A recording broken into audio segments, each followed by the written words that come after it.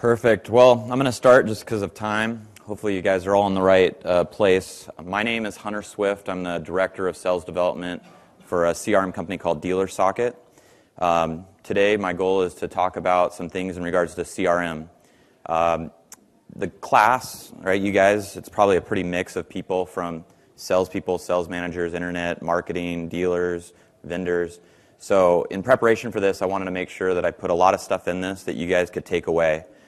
So hopefully there's at least one thing, hopefully there's more, that each of you guys can take from my presentation. The goal of this presentation is to do two things. One, get you to change how you look at CRM. Two, give you some recommendations. But the biggest thing is that what happens in Vegas doesn't stay in Vegas. I want you to take this stuff, put it into practice, and see some good results from it. And so I've been with the company that I work for about 10 years. I know CRM. It's my passion.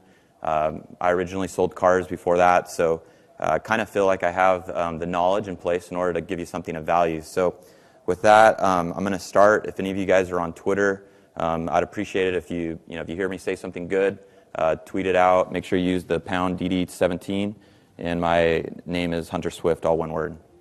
So to start, one of the things that I think is really important when we talk about CRM is how we look at it. The first CRMs that came out were really internet lead management tools. The dealers were getting websites, they had forms where people would submit leads. These leads were being sent via email to a person, and somebody says, well, hey, I need a place for all these leads to go. So people developed a tool where these leads to go, and next thing you know, people said, well, hey, I want a tool like this that I can manage my showroom and that I can manage my phone ups. And for a long time, a lot of companies and a lot of dealers have used CRM in that process. And the most progressive and successful dealers have changed how they look at CRM. And their focus is really about the relationship, the customer relationship part of the management tool. And what I mean by that is we have this ability to create this ideal customer experience for your customers with the goal of not just managing that lead, but really to create a customer for life. And when we start talking about this and having this different perspective on it, and I talk about the relationship, it's from the prospecting to the sold, to the service, to CSI. Every aspect, in some way or another, is involved in CRM. And one of the things that I can emphasize is the importance of one database. A lot of companies, a lot of third-party providers out there offer very good quality services. And a lot of times they pull this data from different places. Some people pull it from the CRM, some people pull it from the DMS, some people pull it from different spots. I can't emphasize enough the importance of pulling this data from the CRM. And the reason why I say that is you have salespeople, you have people that are calling on these customers every day. They're finding out if the person doesn't own that vehicle anymore, or if they've moved, or if they've updated their information. Where in the DMS, we might only update that information when they buy a car or they bring the car in for service. And so I want to make sure that at least you get that kind of importance of having that one database. Now, if we look at all of your data that we have in the CRM, one of the things that you need to do is take your whole database and try to segment your customers into different groups. Each customer should fall into these different groups, and it could be like a prospect bucket, a sold bucket. Maybe it's people that are your most loyal customers. You have to have these people in these little segments because for too long, dealers have done this spray and pray email blast to their whole database. The message is very generic, and customers feel that they know when it's a generic message and that it's going out to more people. If you segment the data correctly, you can send very specific messages to those people and have a high conversion rate. So when you look at this data, one of the things that I suggest, you have to have every customer enrolled into at least one type of campaign. Even if a customer says, you know what, I bought elsewhere, that customer should be enrolled in some type of campaign. I have the ability to sell them another vehicle, somebody in their household. I can even service that vehicle. So look at your data and make sure that at least every customer is enrolled in some type of campaign. And the value of the CRMs is the ability to enroll these customers into multi-step marketing campaigns to get those people back into your store. Now, when you do this, and when you're looking at this segment data, I love this Hawaiian saying. It's called kino ole, and it's saying doing the right thing in the right way at the right time in the right place to the right person for the right reason with the right feeling the first time. I would like to think that every company, every business, every dealership has some type of vision or motto in regards to this. This is what we want to offer our customers. And so if you think of that, when you start marketing to your customers, are we sending the right message to the right person? Are we sending it at the right time? Are we doing it for the right reason? Everything that we do needs to fall into this. Now, one of the goals in regards to the time, the right time, our goal should be to be pulling customers into the market. And one of the rules that I have is called 60-36. We should be selling every customer on a 60-month term, but selling them a new car every 36 months. Okay? Can we do that? It's possible, right? The consumer doesn't know that. They buy cars on a 60-month term. About 3 years, 4 years, new models are coming out. They're starting to get tired of it. They're starting to have problems. They're starting to have high mileage. And then they start thinking, man, I still got another 2 years left on this. But there's certain customers that are in certain segmented buckets that are in an equity position that I can easily take their vehicle and put them into a new vehicle, raise or lower a payment, make them happy. This is what we're trying to do. We're trying to pull these customers forward. We have to have tools or processes in place that let us know anytime a customer has expressed interest. And what I mean by that is if we're sending out emails, we need to be notified if they're opening those emails. We need to be notified if they're clicking on stuff, if they're watching our videos, if they're on our website. Because you might have these people that are in one of these segments that are not in the market. These are your lost customers, people that said that they weren't interested in anything. But if all of a sudden they start clicking on things, if they start watching your videos, you have to have some way to be able to have that pulse so that I can then proactively reach out to these people and pull them into the market. And so one of the goals is we start thinking about marketing and advertising. It's not to let them be on their schedule so that when they fall into that in-market time that they do something. We want to do something that we can anticipate and really create that demand to pull them forward. Now, once they come in, a lot of dealers have these campaigns within the CRM that it's just a prospect campaign. They're all enrolled in this one campaign, and it's this old prospect campaign over here on the left. It usually goes about 7 to 30 days, and the purpose of it is to sell a car. The new way to do it, and almost every CRM has this ability, but a lot of dealerships don't have it turned on or don't have this process, is to have it based off a source. I should be marketing different for an internet lead versus a guy that walked into my store. If I have the campaigns based off of a status, if a person gets to a particular status, that whole follow-up should change. I should treat somebody who I submitted a lead that I can't get on the phone different than somebody who's been to my store, demoed a car, and even has numbers. But we still have a lot of dealers that have one prospect campaign, and they're very short. They go 7 to 30 days. After a salesperson gets a lead, calls them 3 or 4 times, and there's no response, what do? Move it to lost, and it's off. Well, to be honest, majority of our customers are internet customers. They're doing research online, okay? They know what their future car is or might be, and they see a new model come out. They see their neighbor drive this brand new car, and the first thing that they want to know is, can I afford it? Is this a car that's in my budget? So what do? They go to your website. They want to see the price, and we trick them in saying, in order to get the best price, what do you have to do? You have to submit a lead. So they submit this lead just to get the price. They get it. They say, you know what, it's in the market. That lead goes to the dealership. The guy calls. He's calling 3 or 4 times. The guy's not in the market. So what happens is after 4 weeks, there's no contact. But maybe I'm 6 months out, 8 months out. These campaigns need to go at least 120 days, if not longer.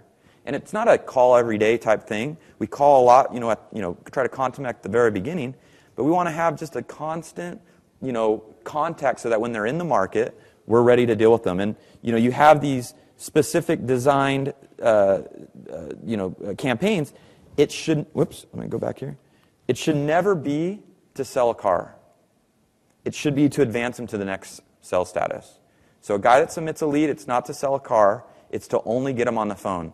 So that verbiage that I send out should be, call me. I got this ability to save you a lot of money. I got a question that I need to ask you. Okay? Once they've been contacted, it's, hey, I got to get you in the store. I got to have my used manager look at the car. I just got some new inventory, right? Have the campaigns very specific on the statuses. Now, when we're talking about this, we've been kind of alluding a little to email. There's some things that I want to talk about in regards to CRM. A lot of people have been on a CRM 3, 4, 5, even longer, right? When was the last time you went into your CRM and audited what you're sending to your customer?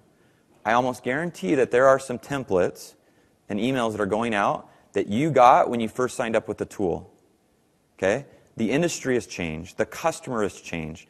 Are you going back and updating old templates so that they're mobile friendly, that they represent your brand? I got people that even have a Pontiac GMC Buick Saturn on some of their old, logos. It's ridiculous.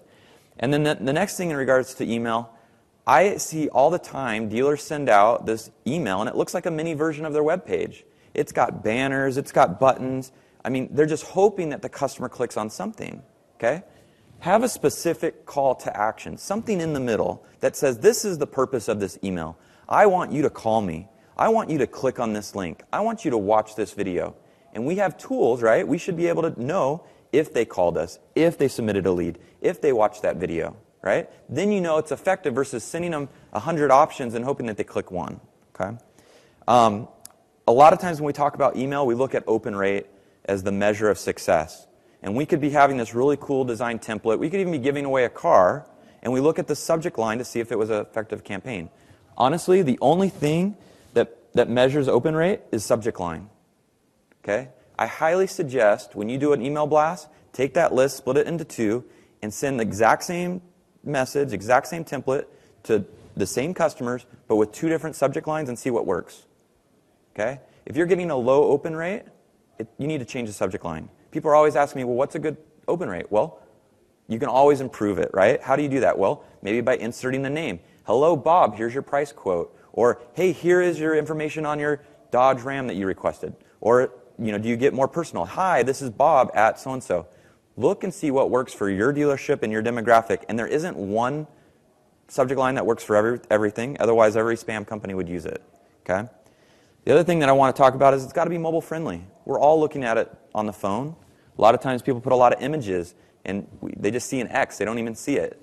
And then another thing to get kind of techie on the marketing, there's this word called the Johnson box, okay? The Johnson box is like the first 10 words in an email, okay? And when you guys have your iPhone, usually we base it just on the subject line. But if you look here, the first 10 words are mentioned here. So if the subject line hasn't grabbed them, we want to have that call to action at the top, okay? Because otherwise, if I had an image there, that image would be at the top. They don't see that message. If you have images at the top of your emails, you can, usually on most tools, you can double click on it. It opens up a thing where you can actually do an image tag, a text tag on that image. And you'll see it sometimes where you'll see an ad that doesn't open up, but there's text on it. If you have a logo of your dealership and then they don't download it, put the text of your dealership so even if they don't download the images, they know where it's coming from, okay? So that's a big tip right there. Now, if we go to the internet process, remember, I'm going to be talking about a little bit about each thing because I want to get something for everybody. Internet process. Go back to that Kino Ole. We're talking about sending the right message to the right person at the right time, or are we sending the lead to the right person? If you're in Mercedes dealership and you're selling AMG products and you have a guy that's maybe young and into performance thing, should he be getting AMG leads? Or if you're in a Texas and you're at a truck market and there's a guy that knows trucks or knows diesel, are you having those leads go to him? Or if you have somebody that maybe is really proficient in Costco leads or maybe Auto Trader, try routing the leads to the right person and see if that changes anything. Now, apart from of the price, response time is the most influential factor. Now, I'm going to talk a little bit about this, but we do not have exclusivity on leads. They're going to multiple dealerships. So apart from price, it's response time. And if you've ever worked in the internet and you take that first response, you know if you're the first one because they have a lot of questions. If you're not the first one, what question do they ask? What's your price? Okay? Now, if later down the road, they want to know if it has airbags or safety, whatever, who do you think they're going to call? The first guy who answered all the other questions. So response time is important. Okay? Now, I'm going to skip a slide here, go forward. Does it matter? So this is data right here that I pulled. This is looking at, the red is domestic dealers. It's 123 domestic dealers, Ford and Chevy. The green is 127 Toyota dealers. And then the purple is 125 luxury dealers. This is 6 months worth of data looking at the close rate in regards to response time. Does it matter? Yes. Okay. The surprising thing is the response time on luxury isn't as important. Probably because the people that are submitting those aren't always like on their phone responding and things like that. So it's just something to think about.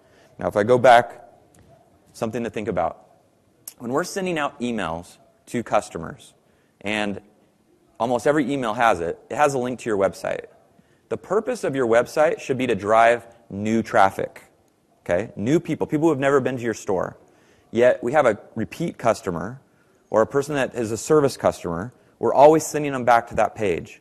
It's very easy to have individual landing pages for each one of your campaigns.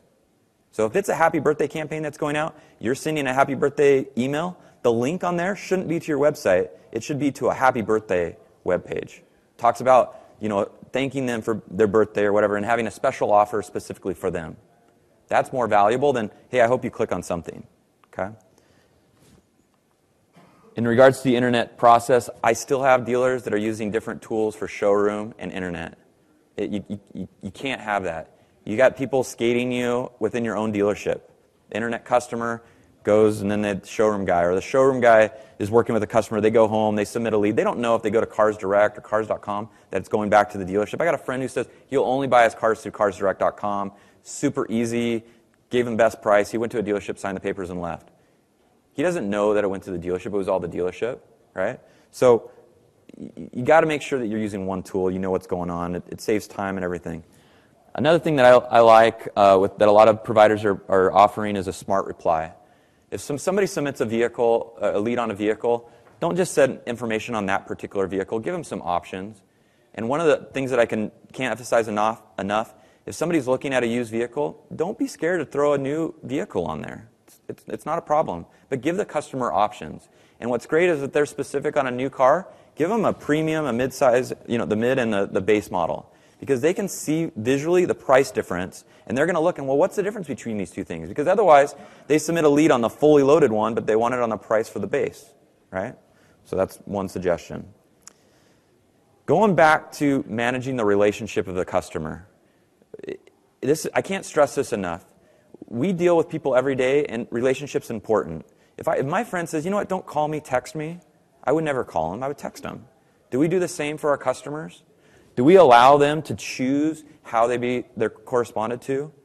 Here's just one example. The customer can choose, well, you know what? I want to receive those by email. Almost every bank, almost every bill that you get, right, allows you to do paperless or in the mail, right? Some people don't want their mail, box full, right?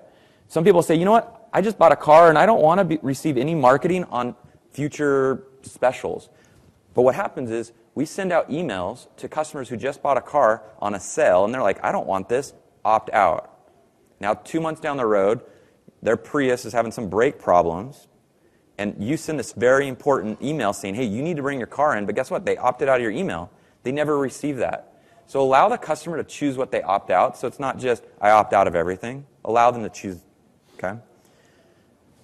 In regards to email, I can't stress enough, video, okay? You got to be using videos, why buy from us? A salesperson can put, why buy from me? Do vehicle walkarounds. Do vehicle comparison. Think of what customers are looking at. They're probably comparing, the Camry versus the Accord. Are you creating videos that from your dealership, why they should pick your model over the other? Okay. Do personal quotes. You can do a private video, right? No one can see it's unlisted on YouTube. And you say, hey, sending them this email, you have this link, and says, hey, Bob, I got your personal quote right here on my desk. Okay, now I don't want to show it to him. I want to have some interaction. I want to engage that customer. Hey, Bob, I got your price quote right here. It's sitting on your desk. I got a couple things right here. Give me a call right now, or come on in. I got this stuff ready for you. I think you're going to be blown away, right? What type of engagement you think you're going to get on that? It's huge, right? Think about what you could do. Happy birthday things, right? We're sending out happy birthdays all the time.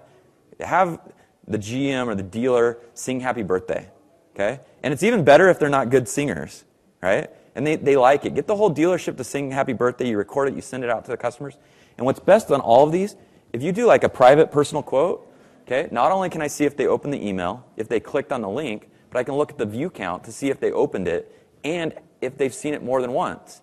So some people say, hey, check out this happy birthday thing. They're showing their wife. They're showing their friend. They're like, hey, this is working for us, right? So that's one thing. So let me ask this question by a raise of hands. How many came to Digital Dealer to drive more traffic to your dealership? Okay, pretty much everybody, right?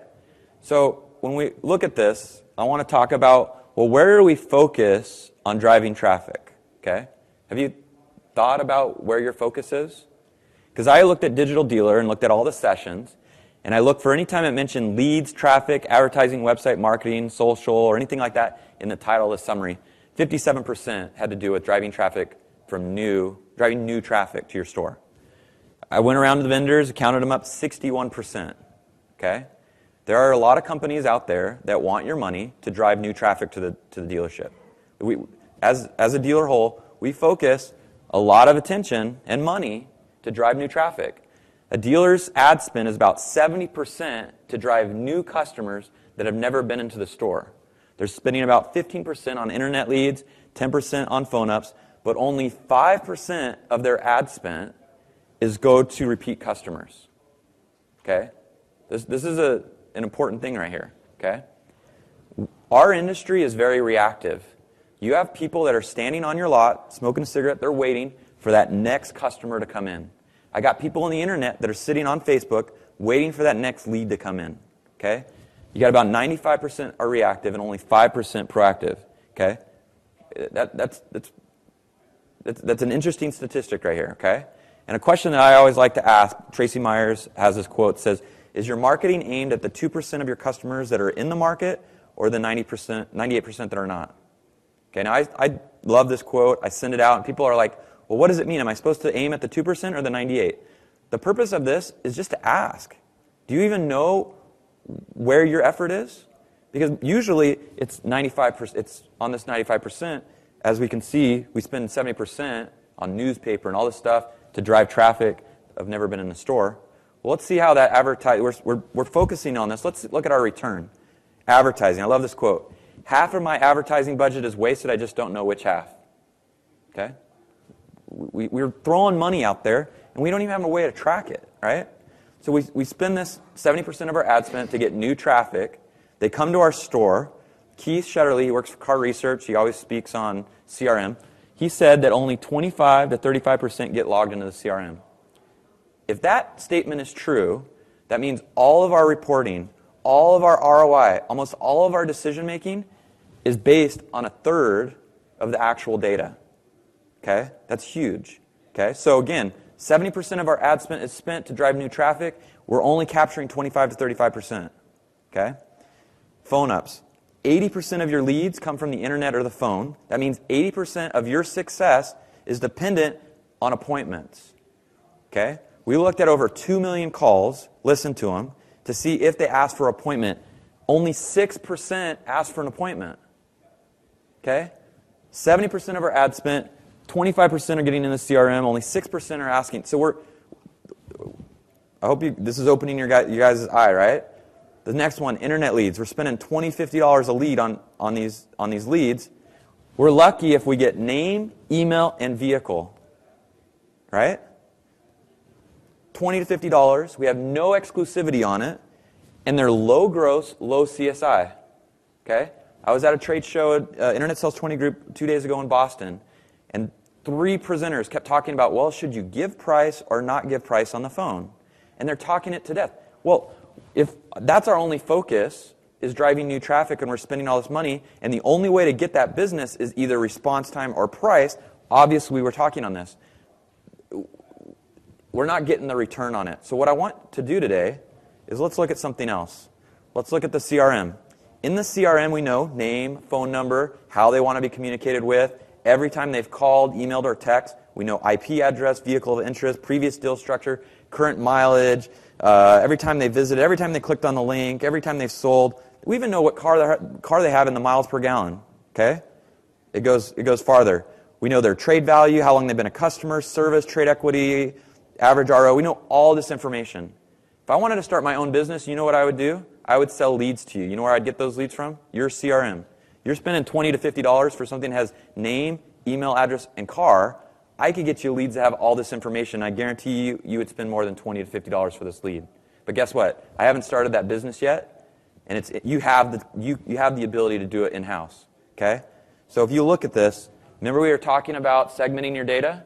You have all these campaigns that are running in your campaign to drive traffic. This is where you should be generating your traffic from.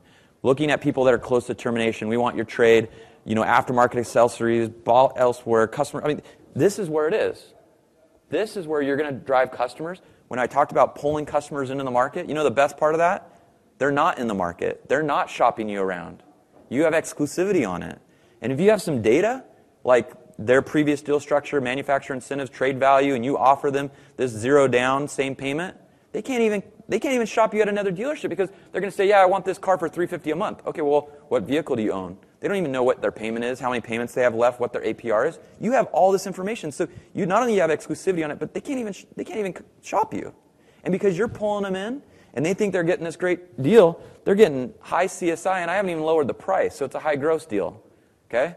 How much money are we spending on this? 5% versus the 70% on the other thing. Hopefully I'm opening your guys' eyes on this. This is huge. This isn't, hopefully you guys know this. You have this in your CRM. My goal of this is to get your focus off the 70% and off the 5%, and you're almost doubling your gross on these type of campaigns. But you have to have a purpose. Too many campaigns, they just do it just to do it. It's just about branding. It's just about getting in touch with the vehicle. How many people have an anniversary campaign, like a 3-year anniversary campaign running at your dealership? Okay? I guarantee it, if I looked at that template, it says, happy 3-year anniversary. That's about it, right? What's the purpose? Okay? Let me give you one way that you can convert that to have a purpose. Send out an email. Hey, it's been 3 years, just a reminder of your annual registration, which is approximately $330. Your vehicle is approximately 29,000 miles. Make sure you schedule a time for the 30,000 mile service. It's $350. And check your tire thread. What I'm doing is I'm giving him a bill to continue driving that vehicle that he's tired of. But the purpose is to give him an offer. Okay? You see how much impactful that is versus just saying, happy 3-year anniversary? So look at everything that you do and make sure you're doing it for the right reason, that you have the right purpose. And I see a lot of people taking pictures of the slides. I'll give you information where you can download it. I'll send it to you. So in case I go too fast and you miss it, I'm going to give it to you. So we talked about the return that we get, 25 to 35%, 6% on the 70% spent. The return on this is a low cost, doesn't cost you any money really. Exclusivity. A lot of these campaigns you can set in the CRM and you can forget it. You just build them and it just starts creating these opportunities for you. The best thing is these are customers who know you. They have physically called you or been into your store. They've called you. They've done service with you. They know where you're at. And even if they didn't have a positive experience, I have the ability to repair that. And those are going to be even better customers. And like I said, high gross. And who doesn't like high gross? But again, we're focusing on our $20 to $50 low gross deals, low CSI. I want to emphasize, too, about the effort. This stuff, it's not rocket science. It doesn't take a lot of work to get these things up. And a lot of times it's just little things. I mean, if you look at your salespeople and you look at what they're selling a month, and you look at saying, okay, like let's run these certain campaigns, and out of my open I'm going to sell 5%. I'm probably going to sell 1%, get them to come back. Are you looking at your lost deals? Just because you've moved it to loss doesn't mean they're out of the market. If I have these people segmented into these campaigns, and it's not just like I hope you click on something, but it's specific, and I got 1/4% of my lost deals. Salespeople love moving people to lost. This is an additional 7 cars a month. Okay, this is huge. I mean, almost every dealer I talk to say, if I could just improve the follow-up, I could probably sell more cars. If I had my salespeople just do a little bit better at calling people back, I could probably have each salesperson have 1 more car deal a month. Well, how many salespeople do you have? 10. So I'm missing out 10 cars a month because I'm missing out them following up on a lost customer or a sold customer. Okay? But what needs to change? Okay? This is where I'm going to change gears. Now I'm going to give you some stuff that you can actually put into place. Well, let's look at that walk-in process. Remember that 25 to 35% get put in? Well, we did a case study. 6 dealerships, 6 months. 3 months without a mobile CRM, 3 months with a mobile CRM, and we saw a 33% increase in fresh ups. Okay? Almost every CRM has some type of mobile CRM. Okay? But you have to use it differently. You cannot talk to a customer, walk into the dealership, and then say, oh, I got to put it into the CRM, and then all of a sudden incorporate a mobile CRM and have the same process. Because they're going to work with the customer, they're going to go into the dealership, they're going to pull up their mobile app, and they forget to put it in the CRM. They get busy. They get lazy. They're going to get busy. They're going to forget. They're not going to put it in their mobile app either. So you have to change something. What you need to do is you need to bring this out as you're talking to the customer. Think about it. The majority of deals are lost on the lot, not in the showroom. Okay? And if somebody had a bad experience, maybe they said the wrong thing, or whatever, I wasn't a good salesperson, I'm not putting it into the CRM. If I get busy, I forget the person's name, I don't want to ask the customer, hey, what was your name again? I'm saying, oh, when they come in and they fill out that credit app, I'll get their name. But guess what? They say, oh, I'm just looking. I don't get their name, I can't put it in.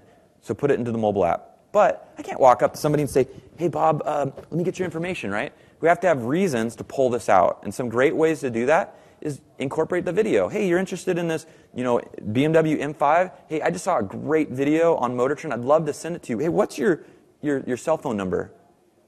Okay, so I get it. Hey, I'm going to send it to you. You're going to get an opt-in to get this message. Make sure you click opt-in. I'm going to send this to you. Okay? The customer doesn't even know that they just got put into the CRM. So not only am I capturing more ups, I'm capturing more cell phones and more email addresses. Okay? And the best part of that, if I do it right away, if later, let's say it didn't work out, I at least captured it. Okay?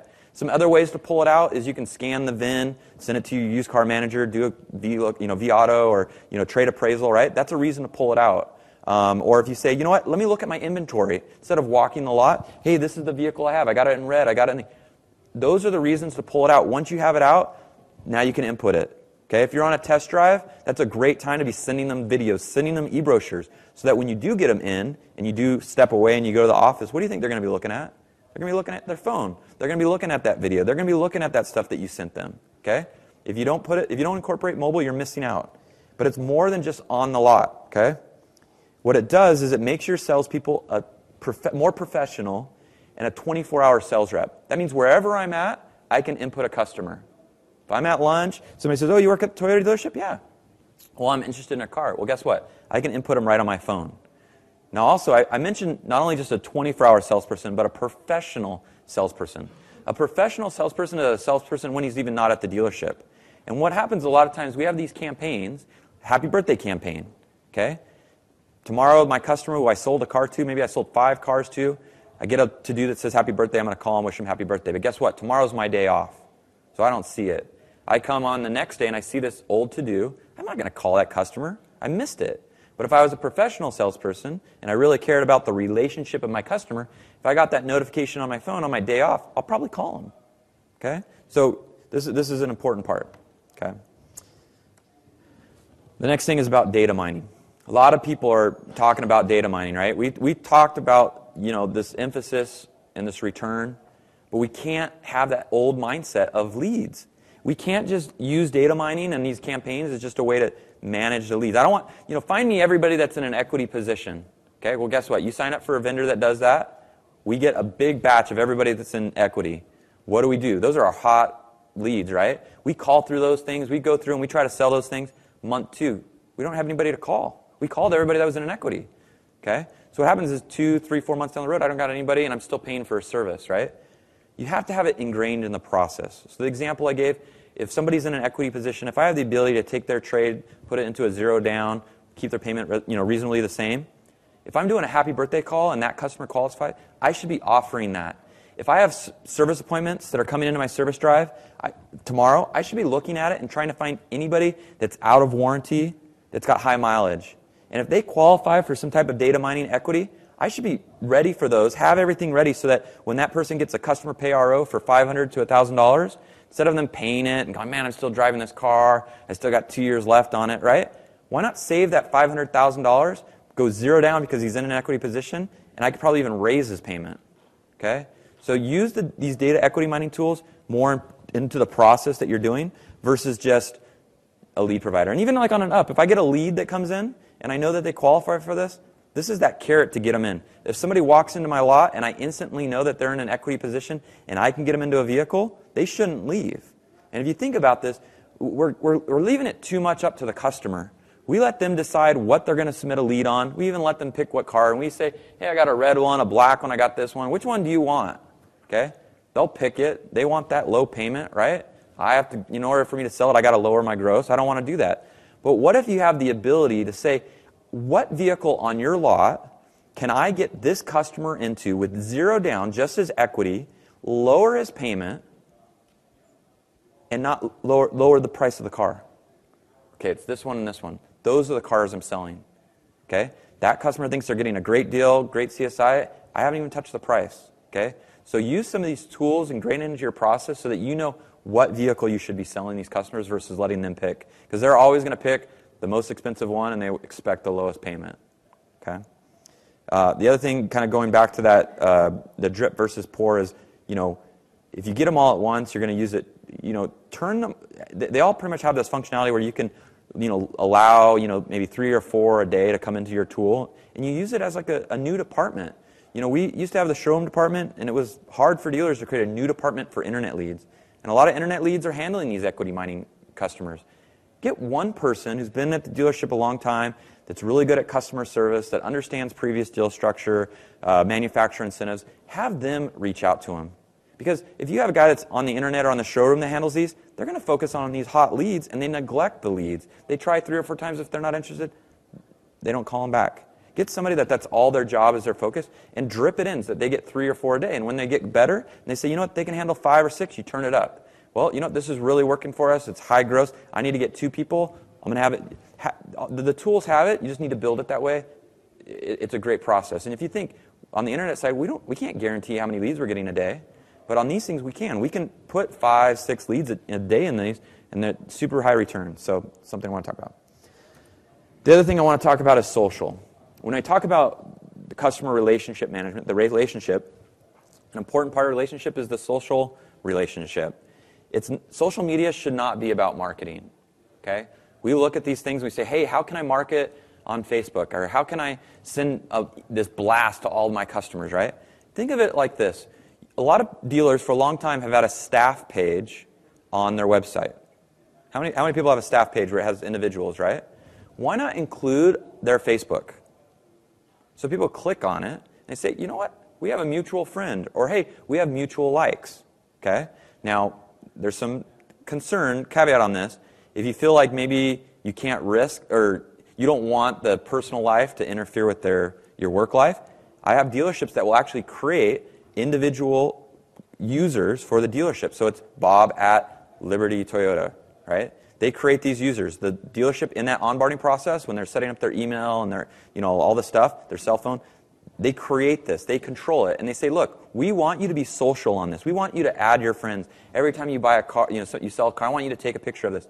And it allows you to like things that you think are going to support or provide value where I can create common interest, okay? You want to be able to have a social media plug-in to where if somebody submits a lead, I can go and search them on Facebook. I can click on and say, hey, they're a Dallas Cowboy fan. I'm a Dallas Cowboy fan. Guess what I'm going to talk about when they're here, right? Remember we used to, back in the day we'd look and, they're wearing a Dallas Cowboy shirt. Hey, how the Cowboys doing, right? We did that, right? Now you have this ability through social media that a lot of people, we miss out. So, mutual friends, common interest, and really it's about creating that relationship, right? You have salespeople that are really good at this. Their customers say, hey, you got to buy a car from this person. They tag them. They do something, your friends now, they do something cool to the car. You put it on your, you share it. It's creating the relationship. It's helping. We all do it on our personal side. Incorporate it into our business side. It's going to be really good. So let's talk about used cars. Almost every CRM has some type of process, which they call a wish list. Guy comes in looking for a used car that you don't have. You can set a little alert, and it will notify you if that vehicle comes in off trade or auction or whatever. The problem is, as great as that feature is, we let the customer leave. And when we let the customer leave, they're still in the market. They're going to go online. They're going to look at ads. They're going to visit dealerships. Why not do this? Instead of letting them leave, say, I don't have that car. I don't have that color. But let me offer a service to you. I really value this relationship. Sit at my desk and let me see what I can do. I pull up a list builder within the CRM and say, did I sell that car new 3 to 5 years ago? Pulls up a list, all the people I sold that car to. I can see all the service history. I know they haven't had any major service repair. While the customer is sitting with me, I am making these calls and saying, hey, Bob, you still own that vehicle? Yes. Hey, I don't know if you're interested in selling your car, but I got a guy, he's looking for a car. I know you take really good care of it. Would you be interested in coming in? I might offer you a little bit more because I have a buyer. And for your time, I'll give you a free car wash or an oil change. These people come in. I can bring in 2 or 3 cars if I wanted to. Okay? The best part is the dealers that are doing this, when that customer comes in, they'll sell the car for you. Man, I put tint on it. I put these wheels on it. I love this, and you just sit back. And the best thing is when you sell that car to that customer isn't going to nickel and dime you on price because you offered a service to him. Okay? It's high CSI. That guy that I sold his trade, well, he's got to leave in a car. I'll give him a good deal. So I just turned that deal into 2 cars. And that guy that we did that service to, he's going to tell everybody. No dealership does that. So he's going to tell his friends and say, when you're in the market, instead of submitting a lead, go to this dealership. They'll find the vehicle for you. That's huge. Okay? I call it the vehicle locate service, right? Try to do trade matches. If somebody comes in bringing a trade, before I take that trade in, before I am doing like a trade value, I should look into the CRM and see if I have anybody that's even looking for that car. We look at vAuto, we look at these different things to see what the market's doing, but do I have anybody that's currently looking for that car? Pick up the phone and start calling, even before I take it. Hey, I got a guy that, because if I know if I have a buyer, I can give more for the trade.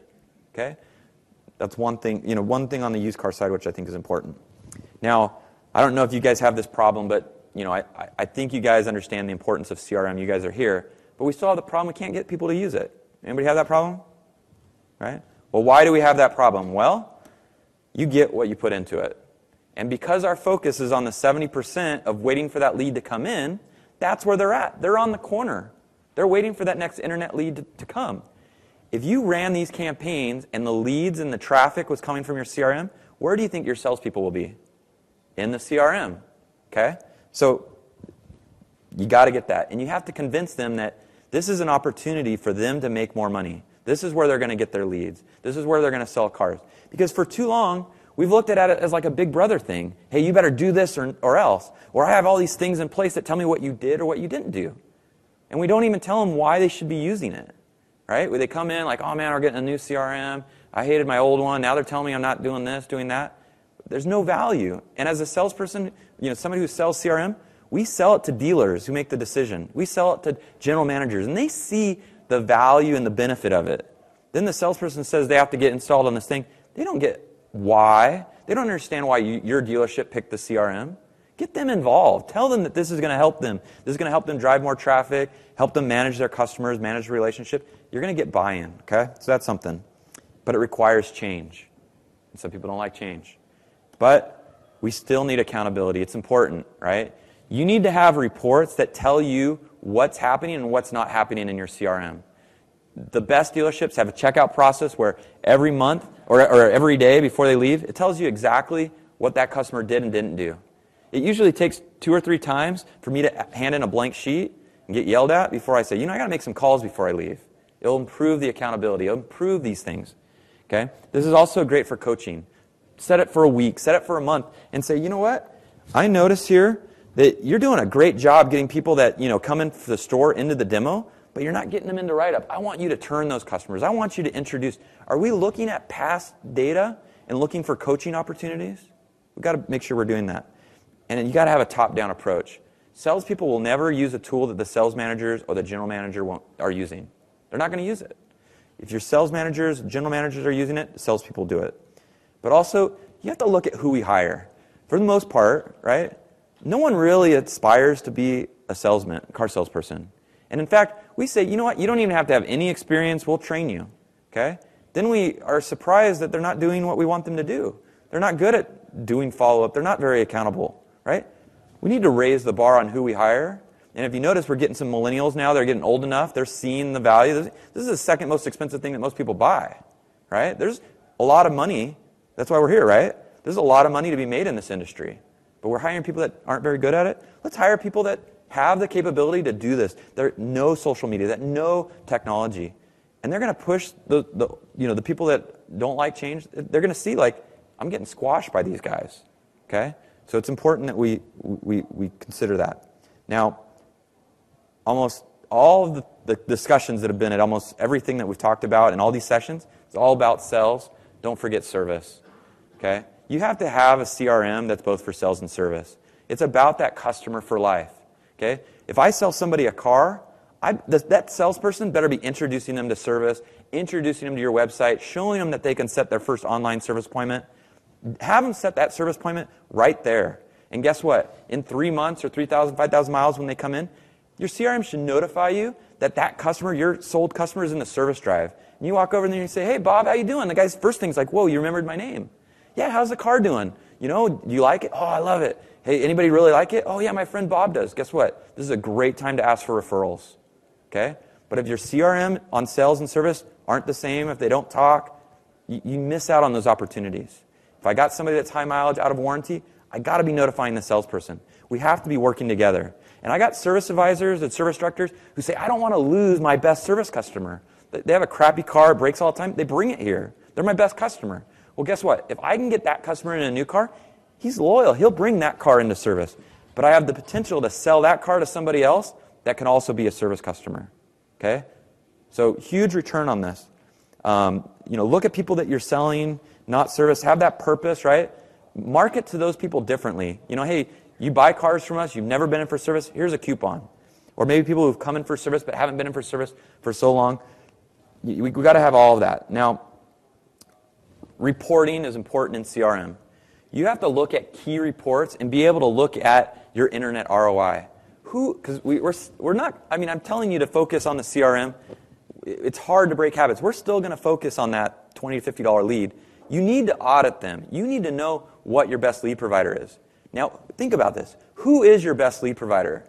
What statistic or data proves if they're your best provider? Is it the one that gives you the most leads or the most quality leads? Is it the one that gets you the most appointments, a most appointment conversion or show rate, or the most sold? Or is it, which one are you grossing the most? A lot of dealers can't even answer that question.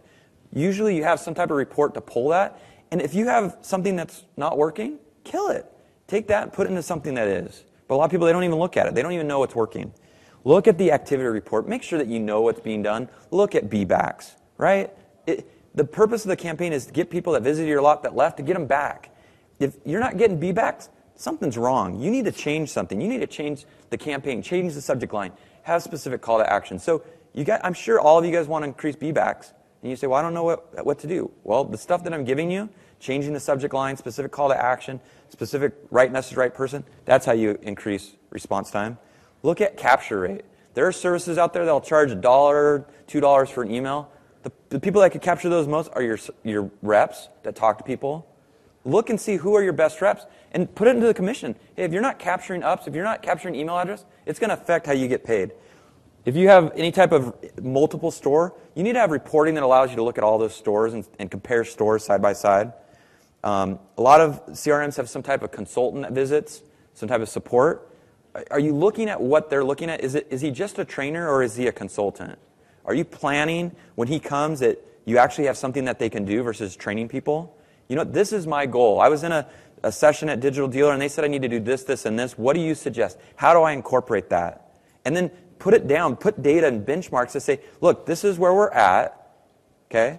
These are some changes that we're making. Now let's look at the data and see if that change we made, if it was positive or negative. If it did positive, we know we did a good job. If not, we do that. All these people, they throw out all these statistics, these benchmarks. Well, we don't even know what's good or what can we do to change it. So hopefully I've been giving you some things that you can use to say, hey, okay, maybe these are some of the things. But we know that benchmarking is important. So if you email me and ask for my presentation, I will send you this. And we've been talking about a lot of data I've been pulling. Pulled 355 dealers. It ended up pulling 5 million prospects and all this breakdown. I took all this data and I was able to pull things and measure things like, okay, well, what's a good outbound call per prospect? What's a write-up percentage? And I looked at my best dealerships, and so you can take some of this data, come up with these calculations, and kind of know where you're at. But instead of just saying, hey, I'm doing good or not, the stuff that you're doing bad, what are we doing or what you can do? And that's where you go back to your CRM or your consultant and say, this is where I'm low, and these are the things that I want to change. How can I help with this? So I'm gonna give you access to this. And so what it does is it breaks down internet, phone, total in-store, B-backs, things like that, as well as closing ratios. Now, another thing that we did, I'm not here to pitch, but we have 3,800 dealers on our product, over 100,000 users. As a service to our industry, we took all of that data and we put it into a place, not trying to promote us, called weareautomotive.com. We, not us, we together are automotive. It's something that we should be proud of, okay? We offer this to help you. These are statistics that are real time. If you go to wearemotive.com, they'll update. This lets you know important data. Most of the data we get in our industry is from NADA, which is sold data. This is prospect data. This is campaign data. Look at it and see if any of this stuff is true for your dealership and if it's going to help. Okay, so those are some free things that I'm offering you. Okay, oops. Okay, and then the last thing here.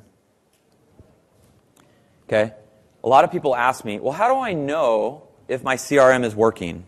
How do I know if I should walk and get some demos from some CRMs out there? Okay, myself included, you have to hold your CRM accountable. Okay, your CRM should be creating new levels of productivity.